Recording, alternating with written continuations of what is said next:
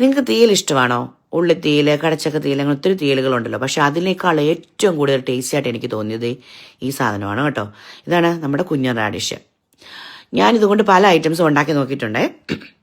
പക്ഷേ എനിക്ക് ഏറ്റവും കൂടുതൽ ഇഷ്ടപ്പെട്ടത് ഈ റാഡിഷിൻ്റെ തീയലാണ് കേട്ടോ.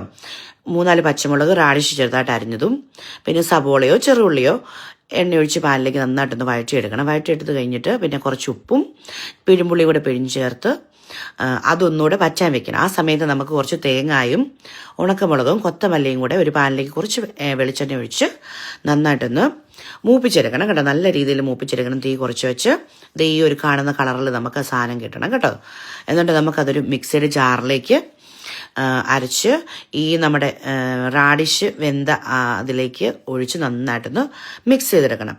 പരിപാടി കഴിഞ്ഞു. കുറച്ച് കടുകും കൂടെ പൊട്ടിച്ചെടുത്ത് കഴിഞ്ഞാൽ നല്ല സൂപ്പർ റാഡിഷ് തീയൽ കേട്ടോ. നമ്മുടെ ഉള്ളിത്തീയലിനേക്കാളും ഒക്കെ ടേസ്റ്റിയാണിത് കേട്ടോ.